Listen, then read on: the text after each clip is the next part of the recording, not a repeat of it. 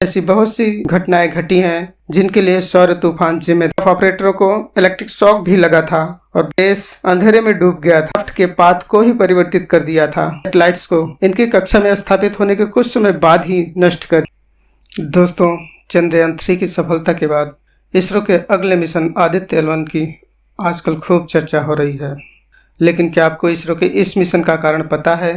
अगर नहीं तो आपकी जानकारी के लिए बता दें कि सूर्य पृथ्वी के सबसे नज़दीक का तारा है, जो हमें तारों की एक्टिविटी को समझने का एक अवसर प्रदान करता है, जो कि दूसरे दूर के तारों से करना असंभव है। इस आकाशीय पिंड में अनगिनत भौतिक तथा रासायनिक गतिविधियाँ होती रहती हैं, जिसे बाहरी सतह पर नहीं देखा जा सकता। इसके सतह पर समय समय पर विशाल विस्फोट होते रहते हैं, जिससे बड़े बड़े सौर तूफान उठते रहते हैं। पर ये सौर तूफान हमारी तकनीकी आधारित दुनिया को भी प्रभावित करते हैं, जो हमारे आसपास के तकनीकी से संचालित power distribution system, satellite, radio communication और रडार कम्युनिकेशन सिस्टम को नष्ट कर सकती हैं। हमारे अतीत में ऐसी बहुत सी घटनाएं घटी हैं जिनके लिए सौर तूफान जिम्मेदार हैं। कैरिंगटन इवेंट 1859 ऐसी ही एक प्रमाणित घटना है। यह घटना 1 सितंबर 1859 को यूरोपियन समयानुसार सुबह के 11:18 पर हुई थी। बताया जाता है कि रिचर्ड कैरिंगटन, जो एक सोलर एस्ट्रोनॉमर थे, सुबह अपनी टेलीस्कोप से सूर्य को ऑब्जर्व कर रहे थे। तभी उन्होंने देखा कि सूर्य की सतह से अचानक एक बहुत चमकीली ज्वाला उठी, जो और कुछ नहीं बल्कि एक बहुत बड़ा सौर तूफान या सोलर स्टॉर्म था, जो पिछले 500 सालों में उठे सौर तूफानों में सबसे बड़ा था। लोग बताते हैं कि यह सौर तूफान इतना भयानक था कि इसने पृथ्वी के बाहरी वातावरण में एक चमक उत्पन्न कर दी थी। इसके अलावा इसने उस समय के टेलीग्राफ कम्युनिकेशन सिस्टम को नष्ट कर दिया था। कुछ टेलीग्राफ ऑपरेटरों को इलेक्ट्रिक शॉक भी लगा था और बहुत सारे टेलीग्राफ पेपर जलकर राख हो गए थे। ऐसी एक घटना सन 1989 में सुनने को मिलती है, जब पूरे कनाडा में सौर तूफान की वजह से विद्युत आपूर्ति पूरे 6 घंटों के लिए बाधित हो गई थी और पूरा देश अंधेरे में डूब गया था। नासा के अनुसार उस समय न्यू जर्सी में स्थापित विद्युत उत्पादन इकाई क्षतिग्रस्त हो गई थी और पावर ट्रांसफार्मर गल गए थे। 14 जुलाई 2000 में घटी ऐसी ही एक घटना के दिन आज भी फ्रांस द्वारा नेशनल हॉलिडे बास्टिल डे के रूप में मनाया जाता है। इस दिन X5 लेवल का एक सौर तूफान पृथ्वी से टकराया था और इसने सैटेलाइट और रेडियो कम्युनिकेशन सिस्टम को बहुत ही क्षति पहुंचाई थी। सन 2003 में नासा ने हेलोवीन सौर तूफान को ऑब्जर्व किया। इस तूफान की तीव्रता इतनी अधिक थी कि इसने बहुत से एयरक्राफ्ट के पाथ को ही परिवर्तित कर दिया था।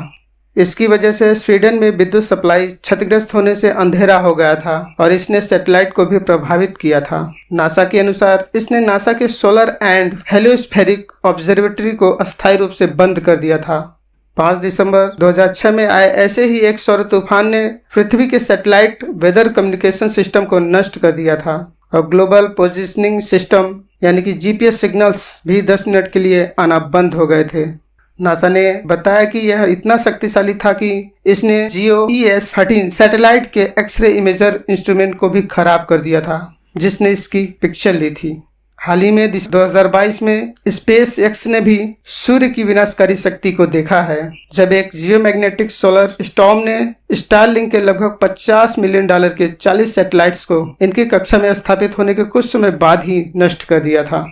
स्टारलिंक सैटेलाइट्स या दूसरे लो अर्थ ऑर्बिट सैटेलाइट्स जो 100 से 200 किलोमीटर की ऊंचाई पर होते हैं के लिए जियोमैग्नेटिक सोलर स्टॉर्म ज्यादा खतरनाक हैं, क्योंकि ऐसे सैटेलाइट्स को अपनी कक्षा में बने रहने के लिए जरूरी गति को बनाए रखने के लिए पृथ्वी के वातावरण के कारण लगने वाले ड्रैग फोर्स से लड़ना पड़ता है। इसके लिए सैटेलाइट्स इनमें लगे ऑनबोर्ड इंजन पर निर्भर होते हैं, जिनकी क्षमता सीमित होती है। जब कोई जियोमैग्नेटिक सोलर स्टॉर्म पृथ्वी से टकराता है तो पृथ्वी का वातावरण इससे ऊर्जा को अवशोषित करता है, जिससे पृथ्वी का थर्मोस्फीयर जो 60 किलोमीटर से लेके 1000 किलोमीटर की ऊंचाई तक फैला होता है ज्यादा गर्म हो जाता है और डेंस भी हो जाता है, जिससे लो अर्थ ऑर्बिट में चक्कर लगा रहे सैटेलाइट्स पर वातावरणीय ड्रैग फोर्स बढ़ जाता है और सैटेलाइट्स पृथ्वी की ओर गिरने लगते हैं और जलने लगते हैं।